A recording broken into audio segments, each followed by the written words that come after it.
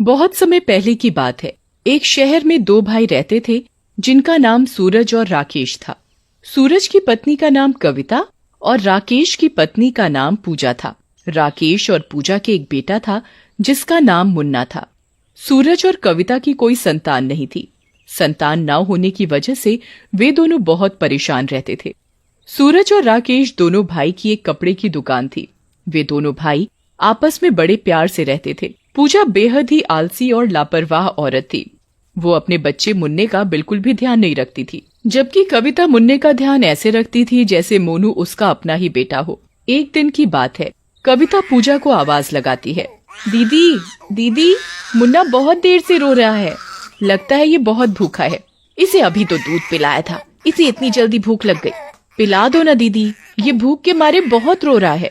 इसका तो सारा दिन का काम ही रोना है, जब देखो दुखी करता रहता है। और पूजा मोनू को दूध नहीं पिलाती, उल्टा ये कहती है कि आज मेरे सर में बहुत दर्द है, मैं सोने जा रही हूँ। ये देख कविता का मन बहुत दुखी होता है और वो मुन्ने को दूध पिलाने लगती है। अले मेरे मोनू बेटा, मेरा मोनू बेटे को भूख लगी है, अभी चाची मुन्ने बेटा को दूध पिलाएगी।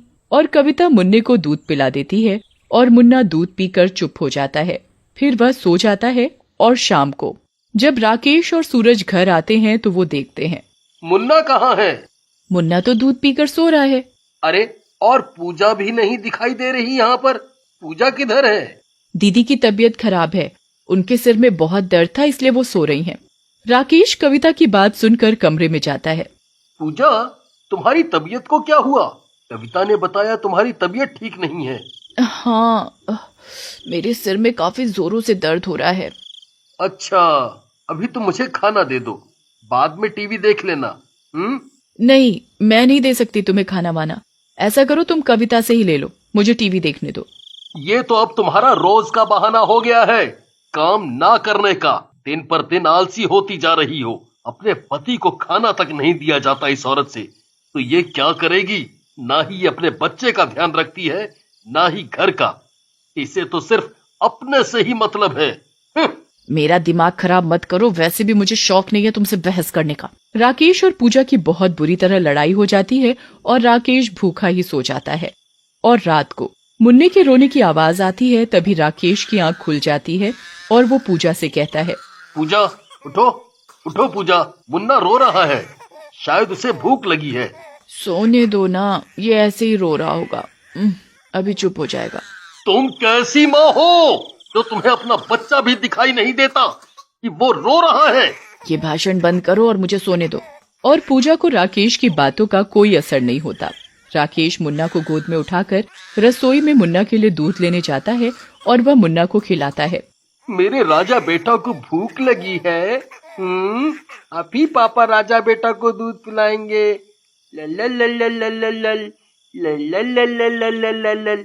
तभी वहाँ मुन्ना के रोने की आवाज सुनकर कविता आ जाती है और वो राकेश से कहती है, भैया ये मुन्ना क्यों रो रहा है?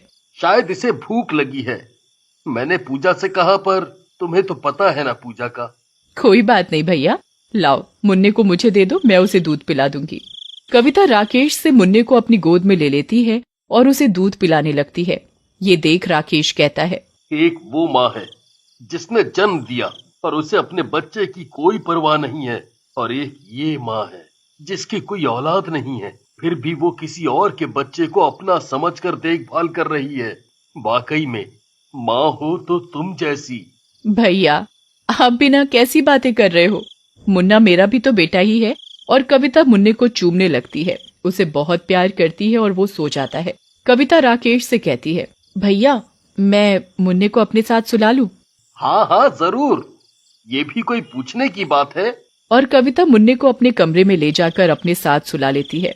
और अगले दिन सूरज कविता से कहता है, मैं भैया के साथ दुकान जा रहा हूँ। ठीक है, शाम को समय से आ जाना। ठीक है, आ जाऊंगा। मैं दुकान जा रहा हूँ, तुम मुन्ने का अच्छे से ध्यान रखना। हाँ तो जाओ, किसने रोका है?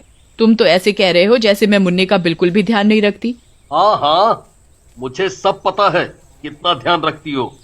और ये कहकर राकेश और सूरज दोनों साथ साथ दुकान चले जाते हैं। दोपहर को कविता मुन्ने को पूजा के पास बिठाकर ये कहती है, दीदी मैं नहाने जा रही हूँ, आप मुन्ने का ध्यान रख लेना। ठीक है, तुम नहाने चली जाओ, मैं मुन्ने का ध्यान रख लूंगी। और ये कहकर कविता नहाने चली जाती है। तभी मुन्ना घुटने घुटने चलता हुआ बाहर सड़क पर चला जाता है, पर पूजा का सारा ध्यान अपने फोन में ही लगा हुआ था। उसे पता ही नहीं चलता कि कब मुन्ना बाहर चला गया है। तभी कविता नहा कर आती है और पूजा से कहती है, दीदी मुन्ना कहाँ है? पर पूजा अपने फोन में ही लगी रहती है। वो कविता की बात का कोई जवाब नहीं देती। कविता फिर कहती है, दीदी मुन्ना कहाँ है? पूजा कविता की बात को नहीं सुनती और अपने फोन में ही लगी रहती है। ये देख कविता परेशान हो जाती है।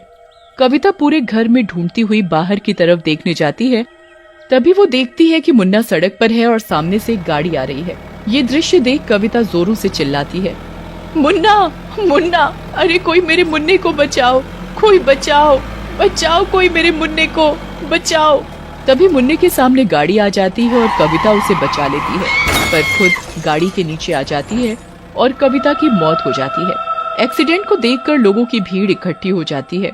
इतनी ही देर में राकेश और सूरज दुकान से लौट रहे होते हैं, तो भीड़ देखकर राकेश और सूरज कहते हैं, अरे ये भीड़ कैसी? लगता है किसी का एक्सीडेंट हो गया है, चलो चलकर देखते हैं। दोनों भाई भीड़ की तरफ अपने कदम बढ़ाते हैं। वो देखते हैं कि कविता की लाश पड़ी हुई है और कविता के पास मुन्ना बैठा हुआ जोरों से रो रहा है। ये देख राकेश और सूरज कविता की लाश को देखकर दोनों भाई जोरों से रोने लगते हैं और फिर वो कविता का अंतिम संस्कार कर देते हैं।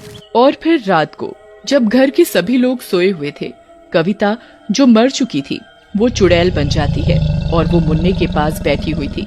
तभी मुन्ना उठ जाता है और वो पलंग से गिरने वाला होता है। तभी चुड़ैल उसे नीचे गिरने से बचा लेती है। मुन्ने को बिस्तर से गिरता देखकर चुड़ैल को बहुत गुस्सा आ जाता है और वो पूजा को बाल पकड़कर नीचे गिरा देती है।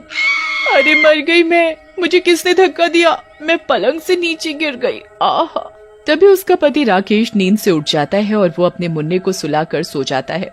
वो पूजा पर ध्यान नहीं देता। अगले दिन जब सुबह सब लोग नाश्ता कर रहे होते हैं, मुन्ना पूजा के पास बैठा हुआ था। पूजा भी नाश्ता कर रही थी। मुन्ना तभी पूजा की गर्म चाय के कप में हाथ मार देता है।